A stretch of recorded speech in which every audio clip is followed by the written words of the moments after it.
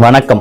உங்களுக்காக ராஜா ஆன்மீகத்திலிருந்து இந்த காணொலியில வீட்டில் ஒரு விநாயகருக்கு பூஜை பண்ணுவது எப்படி, அபிஷேகம் செய்வது எப்படி, ஒரு அபிஷேகத்துக்கும் என்ன பலன் அப்படின்னு சொல்லிட்டு சொல்லலாம்னு சொல்லிருக்கோம். இந்த வீடியோ வந்து நிறைய பேர் கேட்டு இருந்தாங்க, எந்த மாதிரி விநாயகர் நம்ம வைக்கணும், வீட்டில் எப்படிலாம் அபிஷேகம் பண்ணணும் அப்படின்னு சொல்லிட்டு நிறைய பேர் கமெண்ட்ஸ்ல கேட்டிருந்தாங்க. அவங்களுக்காகவே இந்த வீடியோ பண்ணிட்டு இருக்கோம்.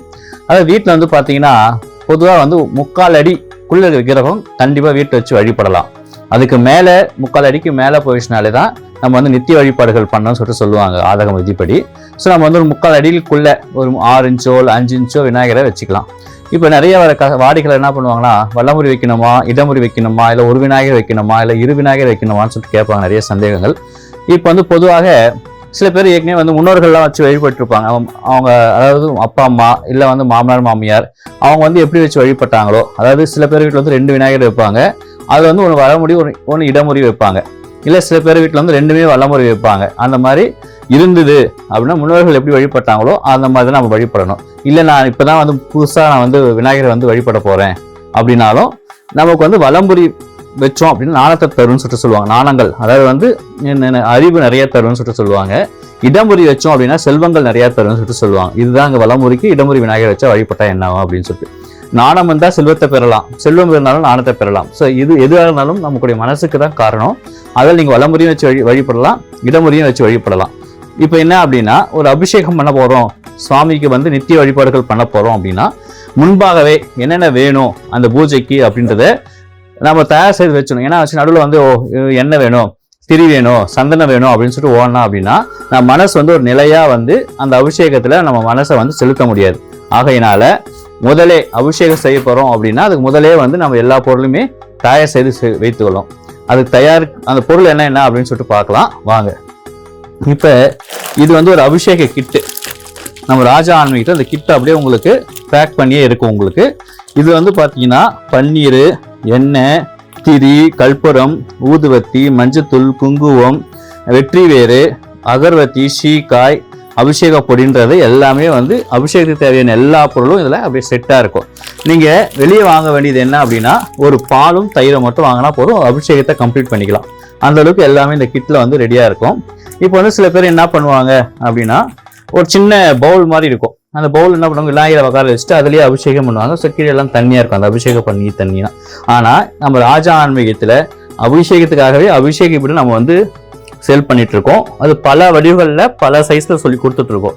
ஸோ இது வந்து பார்த்தீங்கன்னா நமக்கு 4 இன்ச்சில் இருந்து 4x 4 இன்ச்சில் இருந்து நீங்கள் எவ்வளோ சைஸ் சொன்னாலும் நம்ம வந்து ரெடியாக இருக்கும் நமக்கு. ஸோ எனக்கு வந்து இந்த மாதிரி பிளேட்டும் நம்மக்கிட்ட இருக்குது. அதாவது வந்து கீழே வந்து ஒரு ஸ்டூல் மாதிரி வச்சுக்கிட்டு அதுக்கு மாதிரி அந்த பிளேட் மாதிரியும் வச்சுக்கலாம். இதுவும் அபிஷேக பிளேட்டு தான். இது அபிஷேக பீடம், இது அபிஷேக பிளேட்டு. இந்த மாதிரி இல்லாமல் ரவுண்ட்லேயும் இருக்குது, ஒரு ஓவல் ஷேப்லேயும் இருக்குது. உங்களுக்கு எந்த மாதிரி வேணாலும் நம்ம வந்து நீங்கள் ராஜா ஆன்மீகத்தை வந்து பார்த்தீங்க அப்படின்னா நீங்கள் வாங்கிக்கலாம்.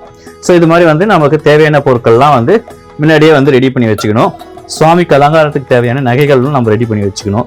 புஷ்பங்கள், அது சுவாமிக்கு படைக்கிறதுக்காக வெற்றிலை பாக்கு, பழம் எல்லாமே நம்ம ரெடியாக செஞ்சு வச்சிட்டோம் அப்படின்னா நம்ம முழு மனதோட நம்ம செய்கிற சிந்தனைகள் எல்லாமே தெய்வத்து மேலே வச்சு நம்ம அந்த அபிஷேகம் பண்ணுறதுக்கு நம்ம சிறப்பாகவும் இருக்கும். அதே மாதிரி வந்து ஒரு அபிஷேகம் பண்ணுறோம் அப்படின்னா முதலே வந்து ஒரு சிறிய விளக்கு, நம்ம வீட்டில் இருக்க காமாட்சி விளக்கோ இல்லை வந்து அகல் விளக்கோ ஏதோ ஒன்று ஏற்றி வச்சு தான் நம்ம அபிஷேகத்தை ஸ்டார்ட் பண்ணோம். இப்போ அபிஷேக பொருள் எல்லாமே இருக்குது அப்படின்னா அது எல்லாமே வந்து அழகாக சீக்கிரமாக பண்ணோம் அப்படின்றதுக்காக என்ன பண்ணுறோம், ஒரு பாத்திரத்தில் ஏற்கனவே வந்து எடுத்து ரெடி பண்ணி வச்சுக்கிறோம். இப்போ வந்து உங்களுக்கு ரெடி பண்ணுறாங்க பாருங்க. ஸோ இந்த மாதிரி தான் வந்து நமக்கு அபிஷேக பொருட்களை வந்து கரெக்டாக எப்படி வேணும் அப்படின்றத நம்ம அரேஞ்ச் பண்ணி வச்சுக்கணும். அப்போ தான் வந்து நம்ம அபிஷேகம் பண்ணும்போது எந்த ஒரு தடங்களும் இல்லாமல் ஒரு திருப்தியான அபிஷேகம் பண்ணலாம் நம்ம. ஸோ ஃபர்ஸ்ட் என்ன பண்ணுறோம் அப்படின்னா அந்த வெற்றிவேரை வந்து நம்ம அபிஷேகம் பண்ணுற தண்ணியில் வந்து சேர்த்துட்டோம் அப்படின்னா தண்ணியை வாசனையாக இருக்கும், சுவாமிக்கும் குளிர்ச்சியாக இருக்கும்னு சொல்லிட்டு சொல்லுவாங்க. ஸோ அதெல்லாம் நம்ம என்ன பண்ணுவோம் அப்படின்னா அந்த வெற்றிவேரை வந்து தண்ணியில் சேர்த்துட்டு அந்த தண்ணி நம்ம வந்து கொஞ்சம் மிக்ஸ் பண்ணிவிட்டு எடுத்து வச்சுக்கிறோம் அபிஷேகத்துக்காக. ஸோ ஃபர்ஸ்ட்டு வந்து என்ன பண்ணுவோம் அப்படின்னா விளக்கு ஏற்றியாச்சு, அதுக்கு முன்னாடி அதுக்கு தேவையான பொருட்கள்லாம் ரெடி பண்ணி வச்சாச்சு. ஃபர்ஸ்ட் அபிஷேகம் எண்ணெயில் தான் நம்ம எண்ணெய் காப்பு வைக்க போகிறோம். ஏன் எண்ணெய் காப்பு ஃபர்ஸ்ட் வைக்கிறோம் அப்படின்னா நம்ம வந்து ஒரு பக்தியை வந்து வெளிப்படுத்துகிறோம் அப்படின்னா அது எண்ணெய் மூலியமாக தான் வெளிப்படுத்த முடியும். ஆகினால தான் நம்ம ஃபர்ஸ்ட் வந்து சுவாமிக்கு வந்து எண்ணெய் காப்பு வைக்கிறோம். அப்படி எண்ணெய் காப்பு வச்சாதான் நம்ம வந்து அபிஷேகம் பண்ணுறதுக்கு அழகாக இருக்கும், சுவாமிக்கும் நல்லா இருக்கும். ஸோ நம்ம வந்து சில பேர் என்ன பண்ணுவாங்கன்னா கையில் எடுத்து தருவாங்க எண்ணெய். அந்த மாதிரி இல்லாமல் ஒரு சின்ன முடிச்சு மாதிரி மூட்டை மாதிரி ரெடி பண்ணி வச்சுக்கலாம். ரெடி பண்ணி வச்சுட்டு ஸோ எண்ணெயை வந்து அதை டிப் பண்ணி கொஞ்சம் ஊறினோடனே சுவாமிக்கு அழகாக எடுத்து தடவணும் அப்படின்னா உங்களுக்கு பார்க்கறதுக்கு நல்லா இருக்கும். சுவாமி மேலே அதிகமாக எண்ணெய் வராது உங்களுக்கு. ஸோ அதனால இந்த எண்ணெய் காப்பு பண்ணும்போது அழகாக நம்ம துணி வச்சு பண்ணோம் அப்படின்னா நல்லாயிருக்கும் உங்களுக்கு. ஸோ எண்ணெயும் கொஞ்சம் நிறைய வேஸ்ட் ஆகாமல் கீழேயும் படாத நமக்கு வீட்டில் பண்ணும்போது கீழெல்லாம் பட்டுருச்சு அப்படின்னா வழுக்க ஆரம்பிக்கும். ஸோ அதனால தான் நம்ம இந்த மாதிரி அழகாக ஒரு மூட்டையை ரெடி பண்ணி வச்சுருக்கோம். பண்ணிவிட்டு அதில் வந்து துவச்சி தொடணும்னா ஃபுல்லாக நம்ம சுவாமி ஃபுல்லாகவே அப்ளை ஆகும், ஃபுல்லாகவே அழகாக இருக்கும் உங்களுக்கு.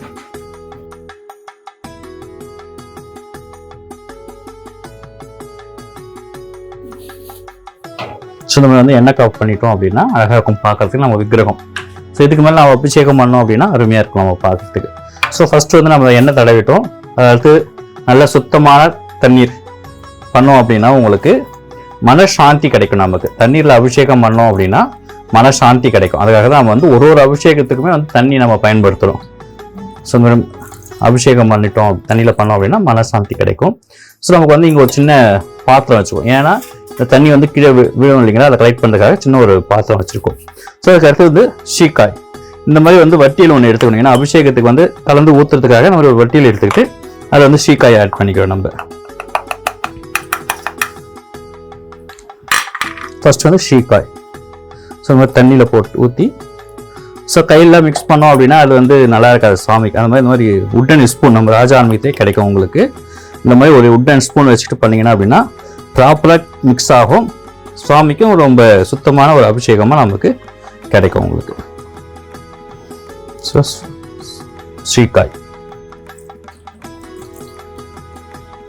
ஸ்ரீகாயில் அபிஷேகம் பண்ணோம் அப்படின்னா எதிரிகளை நம்ம வந்து பயந்து போவாங்களாம் அப்படின்னு சொல்லிட்டு சொல்கிறாங்க. அதில் நம்ம ஸ்ரீகாயில் அபிஷேகம் பண்ணுறோம்.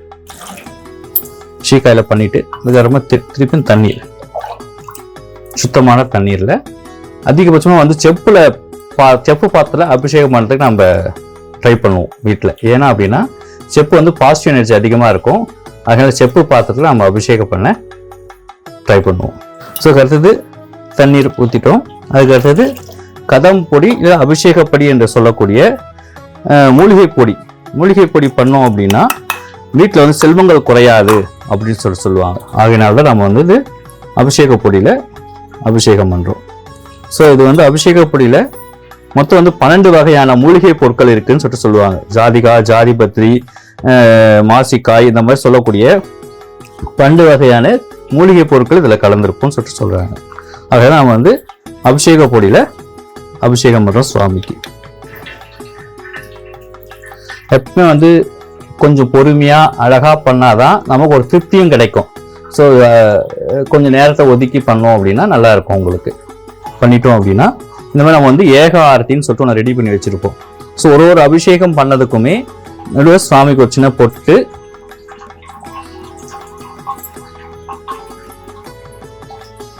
ஒரு புஷ்பம் சுவாமி மேலே வச்சுட்டு ஒரு தீபாவளி பண்ணணும்னு சொல்லிட்டு சொல்லுவாங்க. அப்போதான் சுவாமிக்கு வந்து அபிஷேகம் பண்ணதை ஒரு நிவர்த்தி இது கம்ப்ளீட் ஆகும்னு சொல்லிட்டு சொல்லிருக்காங்க. நம்ம வந்து ஒரு சின்ன ஆர்த்தி பண்ணி முடிச்சுட்டு அந்த பூவை எடுத்து வச்சுட்டு திருப்பி நம்ம அபிஷேகம்.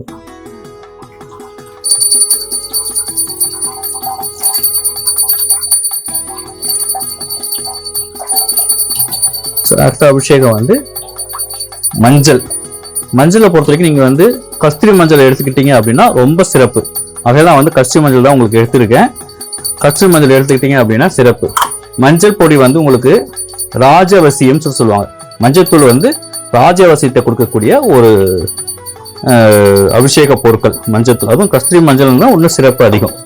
ஸோ ஏன் ராஜயோகம் அப்படின்னா ஒரு மஞ்சள்ன்றது ஒரு மங்களகரமான பொருளில் முதன்மையான பொருள், ஃபர்ஸ்ட் பொருள் மங்களகரமான பொருள் அப்படி ஒரு விசேஷம் அப்படின்னா தான் அதில் வந்து ஃபர்ஸ்ட் நம்ம வந்து மஞ்சள் தூள் தான் வாங்குவோம்.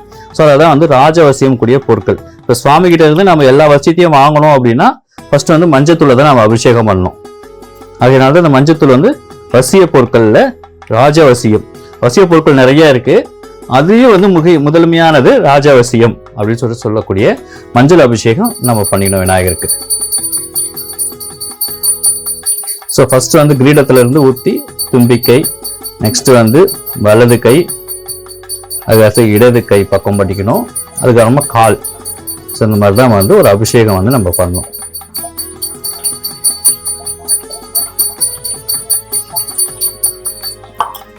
சொன்ன மாதிரி மஞ்சள், குங்குமம், ஒரு புஷ்பம் வச்சுட்டு ஒரு தீபாராதனை பண்ணிக்கிட்டோம் அப்படின்னா அந்த அபிஷேகம் வந்து பூர்த்தி ஆயிடுச்சு அப்படின்னு சொல்லிட்டு அர்த்தம்.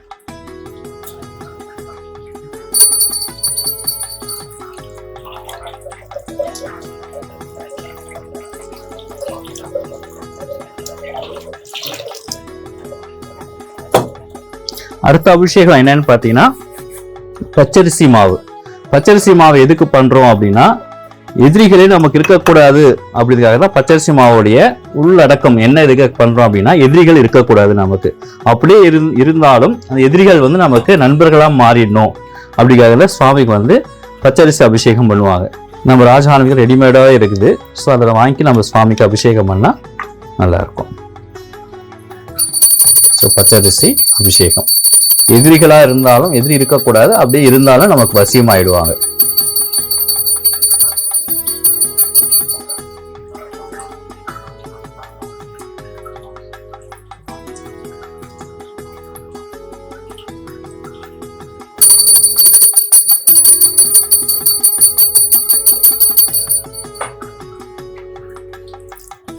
அதுக்கடுத்து ஒரு நீர், நல்ல சுத்தமான நீர்.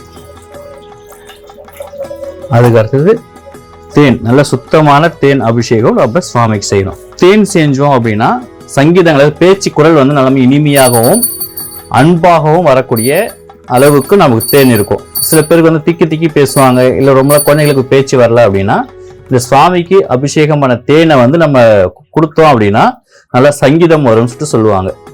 ஸோ அதுக்காக தான் நம்ம தேன் அபிஷேகம் பண்ணுறோம் சுவாமிக்கு.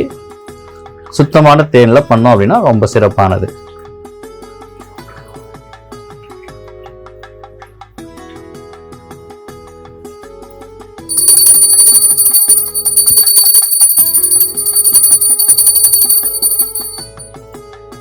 அதுக்கு சுத்தமான நீர். அடுத்தது உங்களுக்கு ரொம்ப முக்கியமான பால் அபிஷேகம். பால் அபிஷேகம் பண்ணோம் அப்படின்னா ரொம்ப நம்ம வாழ்க்கைக்கு தேவையான ஆயுள் விருத்தியாகும்னு சொல்லுவாங்க. நோய் நொடிகள் இல்லாமல் இருந்தாலும் மட்டும் நம்ம ஆயுள் வந்து ரொம்ப காலம் வாழ முடியும். ஸோ அதுக்காக தான் நம்ம வந்து பால் அபிஷேகம் பண்றோம். அபிஷேகத்திலே ரொம்ப சிறந்தான அபிஷேகம் என்னன்னு பார்த்தீங்கன்னா பால் அபிஷேகம். ரொம்ப பயபக்தியோட நமக்கு பால் அபிஷேகம் விநாயகருக்கு பண்றோம். சுத்தமான பாலா இருந்தா ரொம்ப சிறப்பு. பாக்கெட் பால்லாம் பயன்படுத்தாத சுத்தமான பால் பயன்படுத்தினோம் அப்படின்னா ரொம்ப விசேஷமானது.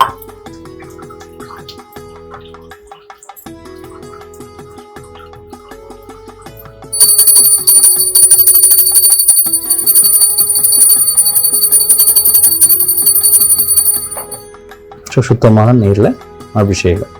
ஸோ அதுக்கு அடுத்தது வந்து தயிர் அபிஷேகம். தயிர் அபிஷேகம் எதுக்கு பண்றோம் அப்படின்னு கேட்டீங்கன்னா ஆதகம விதியில என்ன சொல்லியிருக்கு அப்படின்னா ஒரு தம்பதிகளுக்கு ரொம்ப நீண்ட நாள் குழந்தை இல்லை அப்படின்னா அவங்க வந்து அந்த அபிஷேகத்துக்கு தயிர் வாங்கி கொடுத்தோம் அப்படின்னா கண்டிப்பா வந்து அவங்களுக்கு மகப்பேர் கிடைக்கும் அப்படின்னு சொல்லிட்டு ஆதகம விதியில நம்ம சொல்லியிருக்காங்க.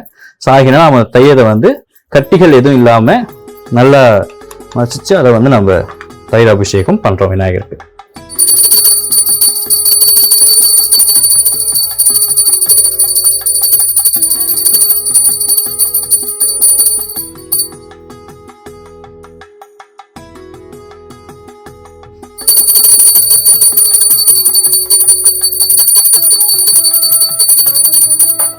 சுத்தமான நீரில் அபிஷேகம். ஒரு அபிஷேகத்துக்கும் நம்ம சுத்தமான நீரில் பண்ணோம் அப்படின்னா தான் அடுத்த அபிஷேகத்தோடைய பலன் கிடைக்கும்னு சொல்லுவாங்க.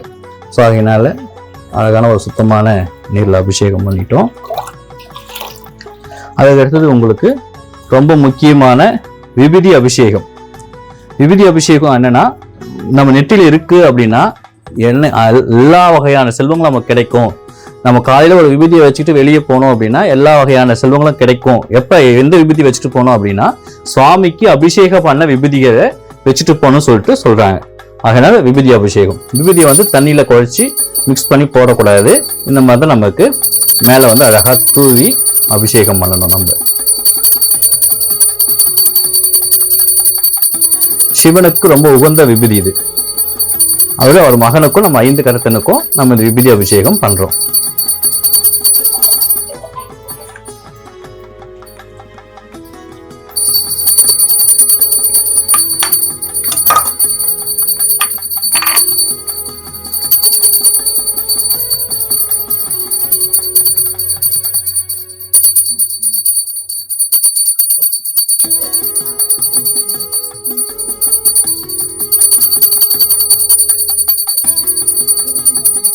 கணபதியாய நமக.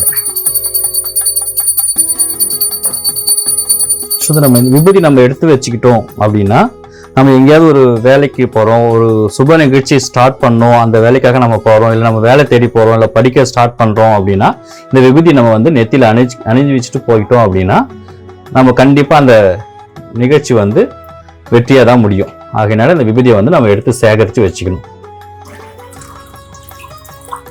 சரி, விபூதிலாம் ஒட்டிட்டு இருக்கு இல்லைங்களா, அதுக்காக தான் நம்ம அந்த வெற்றியரை வச்சு என்ன பண்ணுவோம், லைட்டாக தேய்ச்சோம் அப்படின்னா இந்த விபூதிலாம் நமக்கு போயிடும். நம்ம விபூதி அதாவது வந்து வெட்டியர் குச்சின்னு சொல்லிட்டு நம்ம ராஜா ஆன்மீகத்தில் கிடைக்கிது. ஸோ அதை வச்சு இப்படி தேய்ச்சோம் அப்படின்னா அழகாக இந்த விபூதிலாம் போயிட்டு நமக்கு விக்கிரகம் அற்புதமாக கிடைக்கும். சுவாமியோடைய விக்கிரகம் இந்த பாருங்க, அழகாக போயிடுச்சு பாருங்க.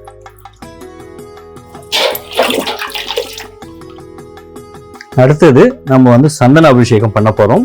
நம்ம என்ன பண்ணுவோம், சந்தனம் கட்டி இருக்கிறதால கொஞ்சம் முன்னாடியே வந்து ரெடி பண்ணும் போதே நம்ம கொஞ்சம் பன்னீரை ஊற்றி இதில் வந்து நம்ம ரெடி பண்ணிவிடுவோம். ஸோ அந்த சந்தனத்தை நம்ம இதில் ஆட் பண்ணி, ஏன்னா சந்தனம் கலைக்கிறது கொஞ்சம் லேட் ஆகுன்றதால நம்ம பிஃபோராகவே தண்ணி கொஞ்சம் பன்னீர் ஊற்றி அதில் வந்து நம்ம மிக்ஸ் பண்ணி வச்சுடுவோம்.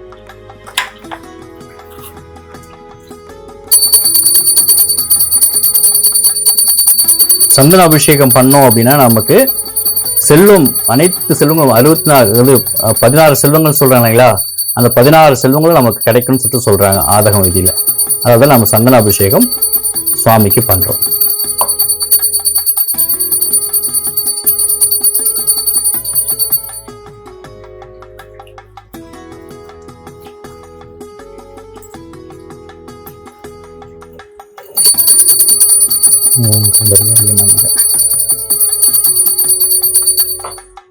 நம்ம சந்தனத்தையும் நம்ம எடுத்து வச்சு தினசரி நம்ம நெத்தியில் வச்சுக்கிட்டோம் அப்படின்னா நம்ம உடம்பு குளிர்ச்சியாக இருக்கும் அப்படின்னு சொல்லிட்டு சொல்கிறாங்க. ஆகையினால நம்ம சந்தனத்தை வந்து நம்ம விநாயகர் மேலேருந்து எடுத்து சேகரித்து வச்சு நம்ம தினசரி நம்ம நெத்தியில் வச்சுக்கலாம். அதுக்காக நம்ம சந்தனத்தை எடுத்து வச்சுக்கிறோம். அதுக்கு அடுத்தது என்ன பண்ணுறோம் அப்படின்னா, தீர்த்த அபிஷேகம் சொல்லிட்டு சொல்லக்கூடிய நம்ம பச்சை கற்பூரம், ஏலக்காய், லவங்கம், ஜாதிகா, ஜாதிபத்திரி, குங்குமப்பூ, இது மாதிரி சொல்ற வாசனை திரவியங்களை நம்ம தீர்த்து அதை பவுடராக அரைச்சிட்டு நம்ம வச்சிருக்கோம்.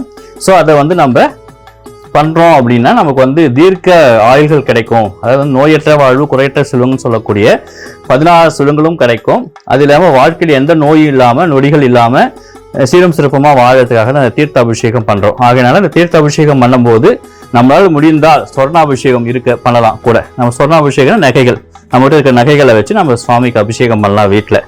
ஸோ அதனால நம்ம கழுத்தில் போட்டிருக்கிறதோ இல்லை வந்து கையில் அந்த மாதிரி போட்டக்கூடிய பொருட்களை வச்சு நம்ம அபிஷேகம் பண்ணுறோம்.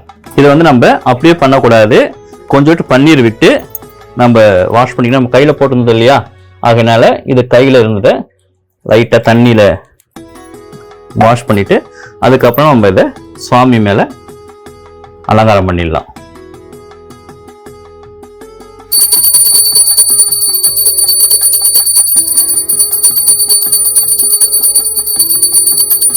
சும்மா இது பண்ணிட்டோம் அப்படின்னா நமக்கு நல்லா இருக்கும். இது வந்து தீர்த்த அபிஷேகம். இது வந்து ரொம்ப மங்களகரமான ஒரு அபிஷேகம். அதனால நம்ம இதை பண்ணுறோம். இப்போ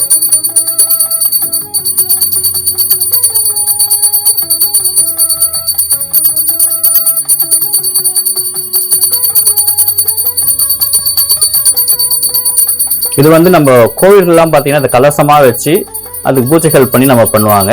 நம்ம வீட்டில் பண்ணும்போது நம்ம அப்படியே சாதாரணமாக பண்ணிக்கலாம்.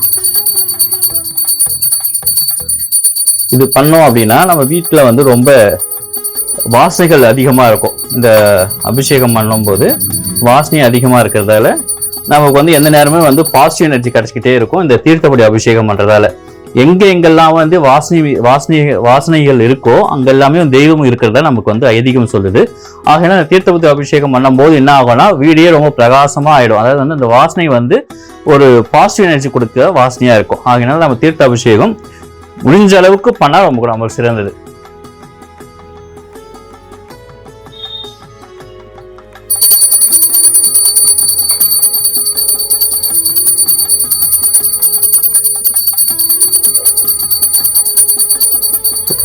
சிவரம் சௌரபுஜம் பிரசாதம் நமக்கு.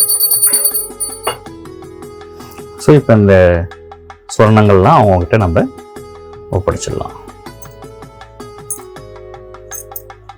இந்த சந்தனம்லாம் எடுத்து வச்சுக்கோங்க. சந்தனம் விபூதிலாம் வந்து நம்ம வந்து பக்தர்களுக்கோ இல்லை நம்ம வீட்டில் இருக்கவங்களுக்கோ கொடுத்தோம் அப்படின்னா அதை பயன்படுத்திக்கிட்டால் அவங்களுக்கு எல்லா சுகங்களும் கிடைக்கும் அப்படின்னு சொல்லிட்டு சொல்லுவாங்க. அதனால அதெல்லாமே அவங்களுக்கு ஒப்படைச்சிடலாம். ஸோ இந்த தீர்த்தப்படி அபிஷேகம் பண்ணதுக்கு அப்புறமா நாம் சுவாமி விக்கிரகத்துக்கு ஃபுல்லாக சுத்தமான அபிஷேகம் பண்ணிடணும். ஏன்னா அதுக்கடுத்தது பன்னீர் அபிஷேகம் பண்ணி அப்படியே விட்டுருவோம் நம்ம. ஏன் அப்படின்னா அந்த வாசனைகள் நமக்கு அந்த பாசிட்டிவ் எனர்ஜி கிடைக்கிறதுக்கு அந்த வாசனைக்காக நம்ம என்ன பண்ணுறோம் அப்படின்னா அந்த பன்னீர் அபிஷேகத்தில் அப்படியே விட்டுருவோம். அதனால சுவாமி மேலே எந்த ஒரு அபிஷேகம் பண்ண ஒரு திரவியங்களும் இல்லாத பார்த்துட்டு நம்ம அபிஷேகம் பண்ணிக்கணும். அதுக்கு அடுத்தது ரோஜா பன்னீர். இந்த பன்னீர் பண்றதால என்ன பலன் அப்படின்னு சொல்லிட்டு கேட்டீங்க அப்படின்னா நோயற்ற வாழ்வு வாழலாம் அப்படின்னு சொல்றாங்க. அதனால அந்த பன்னீர் அபிஷேகம் சுவாமிக்கு பண்றோம்.